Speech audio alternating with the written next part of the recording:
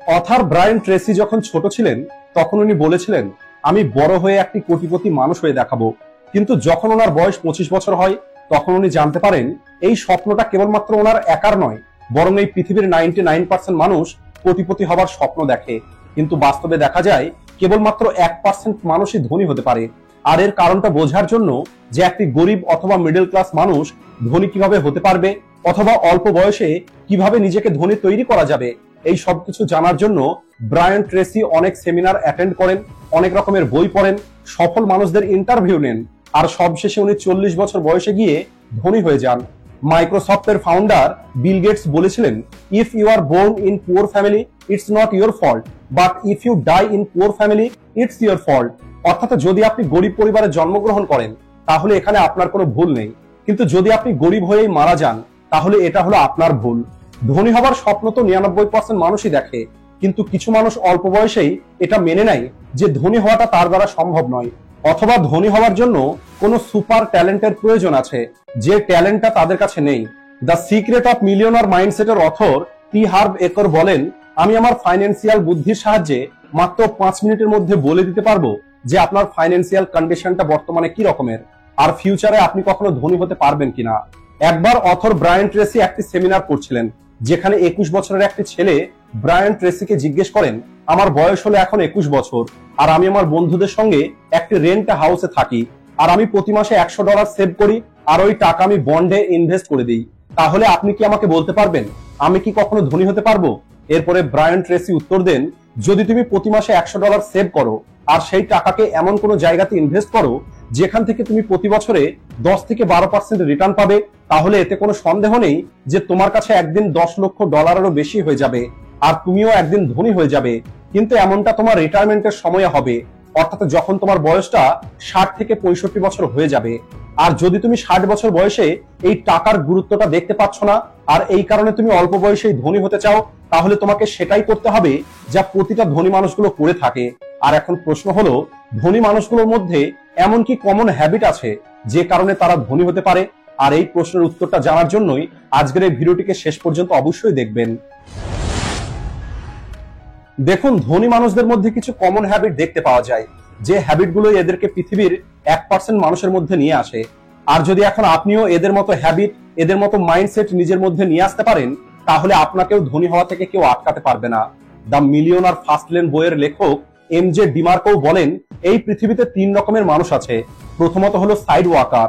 এটা হলো সেই সমস্ত মানুষ যারা যত টাকা রোজগার করে তত টাকাই খরচ করে দেয়। এরা ফিউচার প্ল্যান, সেভিংস ও ইনভেস্টমেন্ট সম্পর্কে কোনো কিছুই চিন্তা করে না। এরা বর্তমানে এনজয় করতে পছন্দ করে। কিন্তু এদের লাইফে সব থেকে বড় সমস্যাটা তখন আসে যখন এদের পরিবারের মধ্যে কোনো না কোনো মেডিকেল ইমার্জেন্সি চলে আসে, অথবা যখন এরা এদের চাকরি হারিয়ে ফেলে। আর তখন এদের অবস্থাটা এত বেশি খারাপ হয়ে যায় যে নিজের বন্ধু অথবা আত্মীয় স্বজনের কাছে টাকা ধার নিতে হয় অথবা ব্যাংক থেকে লোন নিতে হয়। আর এদের জন্য এদের জীবনটা কেবল একটি র্যাট রেসের মতোই থেকে যায়। এরা প্রতিদিন সকালে ঘুম থেকে ওঠে, এরপরে চাকরি করার জন্য বেরিয়ে পড়ে আর বাড়ি ফিরে এসে মোবাইলে সময় পার করে আর রাতে ঘুমিয়ে পড়ে। আর এই কারণেই রিচ ড্যাড পুয়ার ড্যাড বইয়ের লেখক রবার্ট কিওসাকি বলেন, if your salary is only source of income you are just one step away from poverty. আর এমনটা এই কারণে এই মানুষগুলো ক্ষণিকের খুশির জন্য নিজের টাকাকে কোনো রকমের ম্যানেজমেন্ট ছাড়াই নষ্ট করে দেয় আর এদের কাছে কোনো লং টার্ম ফাইন্যান্সিয়াল গোল থাকে না। দ্বিতীয় টাইপের মানুষ হলো স্লো লেনার। এই মানুষগুলো সাইড ওয়াকারের থেকে অনেক ভালো হয়, কারণ এদের কাছে একটি ফাইন্যান্সিয়াল গোল অথবা একটি রিটায়ারমেন্ট প্ল্যান অবশ্যই থাকে। আর এই রাস্তায় যে মানুষগুলো চলে তারা সেভিংস এর উপরে অনেক বেশি মনোযোগ দেয়। এই মানুষগুলো সব সময় যে কোনো প্রোডাক্ট ডিসকাউন্টে কিনতেই পছন্দ করে, যেটা খুবই ভালো একটি অভ্যেস। আর এই মানুষগুলো খুবই ভেবেচিন্তে খরচ করে। কিন্তু এই মানুষগুলো সারা জীবন কেবলমাত্র টাকা সেভ করার দিকে মনোযোগ দেয় যাতে রিটায়ারমেন্টের পরে এদের কোনো সমস্যা না হয়। কিন্তু এদের সঙ্গে যেটা হয়, এরা সারা জীবন কাজ করে যে টাকা সেভিংস করে সেই সেভিংসটা এদের কোনো হসপিটাল বিলে অথবা নিজের সন্তানের হায়ার এডুকেশনে অথবা তাদের বিয়েতেই খরচ হয়ে যায়। আর যখন এদের বয়সটা 60 থেকে 65 বছর হয়ে যায় তখন এদের কাছে এনজয় করার মতো এনার্জি থাকে না।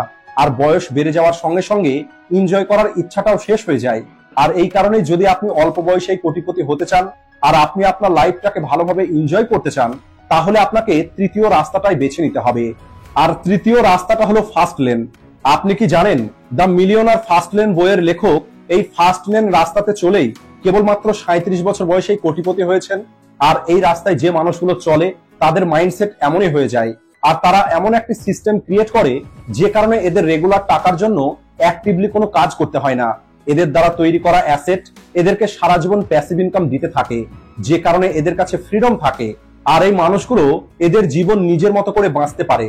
ফার্স্ট লেনে যে মানুষগুলো চলে তারা মানি সেভিংস এবং বাজেটিং এর উপরে মনোযোগ দেয় না, বরং এরা এদের সমস্ত টাকা ইনভেস্ট করার দিকে এবং টাকা থেকে টাকা তৈরি করার দিকে মনোযোগ দেয়। ফার্স্ট লেনে যে মানুষগুলো চলে তারা যখন টাকা রোজগার করে তারা সেই টাকা ব্যাংকে সেভ না করে সেটাকে ইন্ডেক্স ফান্ড অথবা স্টকের মধ্যে ইনভেস্ট করে দেয়। ফার্স্ট লেনার কখনোই নিজের টাইমকে ট্রেড করে না, কারণ এরা খুব ভালো করে জানে সময় হলো এই পৃথিবীর সেই মূল্যবান জিনিস যেটা একবার চলে গেলে আর কখনোই ফিরে আসবে না, আর না কখনোই সময়কে কেনা যাবে। আর এই কারণেই এরা নিজের কাজ করার জন্য অন্য মানুষদেরকে হায়ার করে আর নিজের সময়কে বাঁচায়। কারণ কোনো একটি কাজ যদি আপনি একা করেন তাহলে সেখানে আপনার অনেক বেশি সময় লাগবে। আর এখন হয়তো অনেকের মনে এই প্রশ্নটা আসছে, এই ফার্স্ট লেনের রাস্তাতে আমরা কিভাবে চলতে পারবো? তাহলে বলি, এই ফার্স্ট লেনে চলার জন্য কেবল দুটো রাস্তা আছে, যেটা হলো খুবই সিম্পল। প্রথমত, আপনি আপনার গাড়ি নিজে ড্রাইভ করুন, অথবা আপনি একটি ড্রাইভার রেখে দিয়ে পিছনের সিটে আরামসে বসে থাকুন, অর্থাৎ বিজনেস অথবা ইনভেস্টমেন্ট। দেখুন, একটি সাকসেসফুল বিজনেস ক্রিয়েট করা বাইরে থেকে দেখতে যতটা সহজ মনে হয় ততটা সহজ নয়। এখানে অনেক বেশি পরিশ্রম এবং স্মার্ট ওয়ার্কের প্রয়োজন হয়। শুরুর দিকে আপনাকে দিনরাত পরিশ্রম করতে হবে যাতে আপনি আপনার ইনভেস্ট করার সময় এবং টাকা দিয়ে একটি ভ্যালুয়েবল প্রোডাক্ট অথবা সার্ভিস ক্রিয়েট করতে পারেন, যেটা অন্য মানুষের প্রয়োজন হবে আর মানুষ তার জন্য আপনাকে টাকা দেবে।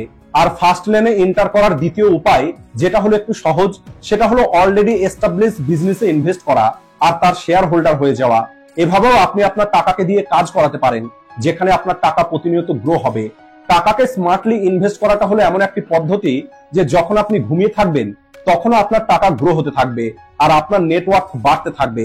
এখন নিশ্চয়ই আপনার মনে এই প্রশ্নটা আসছে, টাকা কোথায় ইনভেস্ট করা উচিত? আর এর জন্য মার্কেটে সব থেকে ভালো যে অপশন আছে সেগুলো হলো রিয়েল এস্টেট অথবা স্টক মার্কেট। রিয়েল এস্টেটে ইনভেস্ট করার জন্য আপনার কাছে অনেক বেশি টাকা থাকতে হবে, কিন্তু অল্প বয়সে তো আপনার কাছে বেশি টাকা থাকবে না। আর এই কারণেই স্টক মার্কেট হলো আপনার জন্য একমাত্র রাস্তা যা আপনাকে অল্প বয়সেই কোটিপতি তৈরি করার ক্ষমতা রাখে। কিন্তু এর জন্য আপনার ভিতরে দুটো জিনিস থাকা অনেক বেশি দরকার।